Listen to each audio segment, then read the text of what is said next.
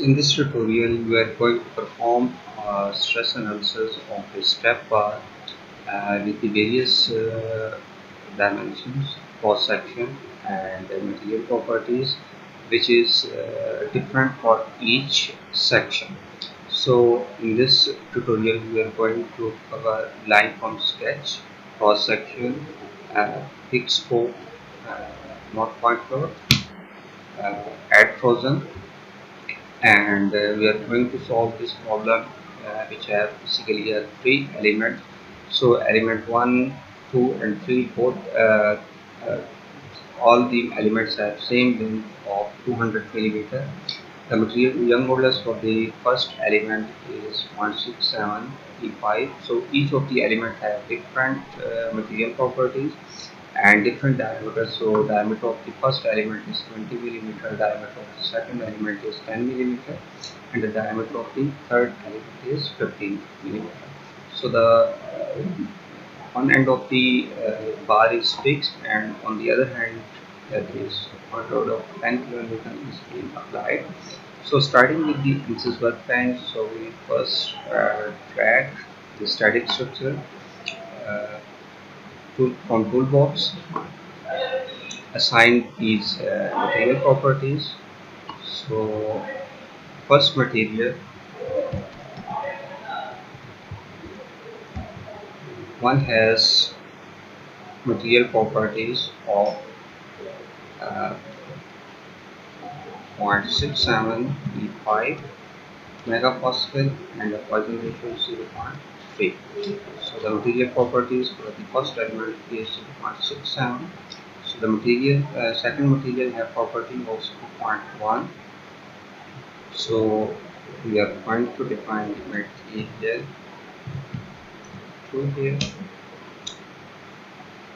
So this in megapascal 2.1 E5 and poison ratio is 0.3.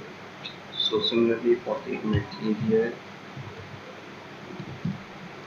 3, uh, we have young modulus of 1.23 E5. So also in megapascal, so 1.23 E5 and volume ratio is 0.3. So after defining three materials for three elements, close the engineering data tab and go into design mode by clicking right click on geometry and use design mode. So first change the unit into millimeter. So for this kind of the step bar, you have to create the three lines uh, that require three sketch for this step bar.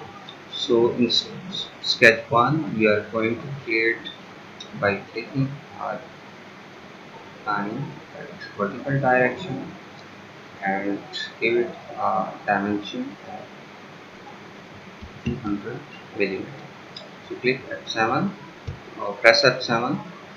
So click on generate. So first sketch will be completed. So for the second element, we are going to create a new sketch by clicking a new sketch button, sketch line, and create a second line. So press Ctrl key and drag the mouse upward. So give it a dimension of again 200 millimeter. So zoom out and click generate. Again go into modeling and create a third sketch. So click on sketch for sketching and draw another line with E as a pivot and click on vertical line and give it a dimension of also 200. So we have three lines each of dimension of 200. So we have line 1, 200, line 2, line 3. So after go into modeling, create concept line from sketch. So click on sketch 2 and apply. So click on generate. The first line will be generated.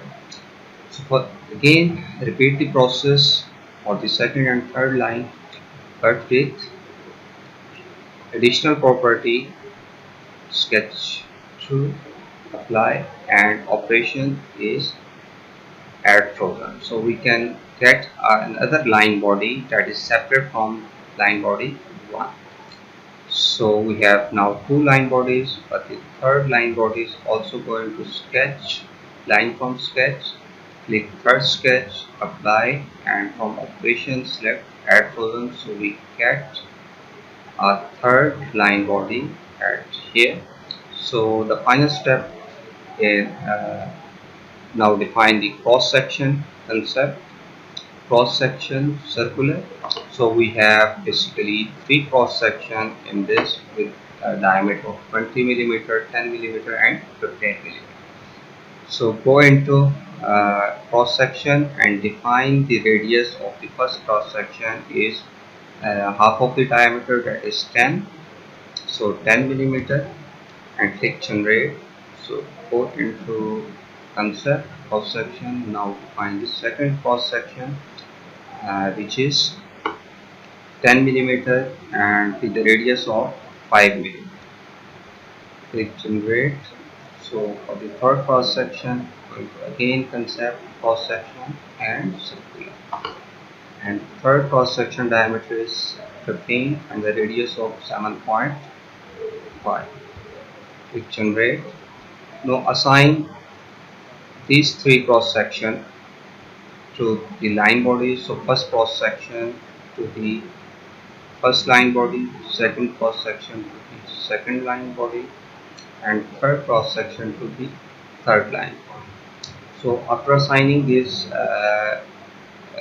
cross section to the line bodies, press Ctrl, select these three line bodies, right click on here and form a new part, so the whole geometry could be a single part. Now close the design modeler and open the model tab. Now we have to assign the created material to the each line bodies. Go into model, geometry, part. So for the first line body we have material 1. For the second line body we have material 2, and third line body we have material 3. So click on mesh, generate mesh. So the part has been meshed. So go into insert, fixed port, and select the vertex filter and select the top vertex and apply a fixed port here. Now we need a vertical load, that is a force here, and select a last element, click apply, and change the force into component, and in y direction the force is 10 kilonewton. So we are going to assign negative 10 outside load to the y direction. So right click on insert, deformation, click on total deformation, and click on insert, into, and we will be getting a stress here. So right click on solve.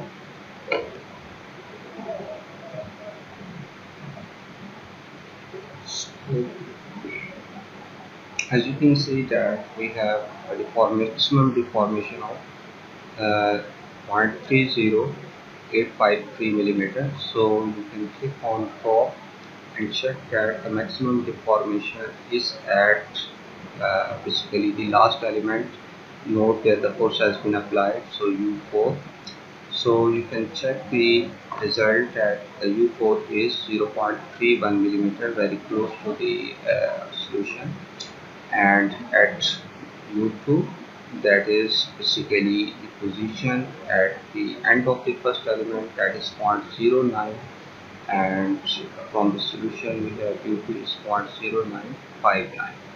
So for the u3, that is at this location, so by checking the probe it is around 0.21 nearly.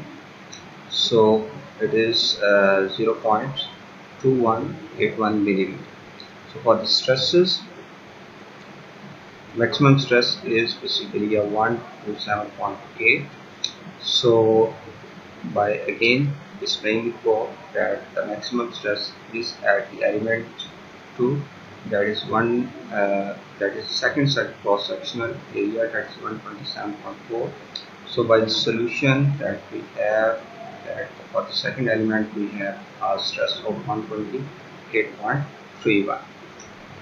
So for the sigma 3, that is the last element, we have a stress of 56.6, and from the solution we have sigma 3 of 56.5 Newton per millimeter square, and the stress in the first element, that is 32.1.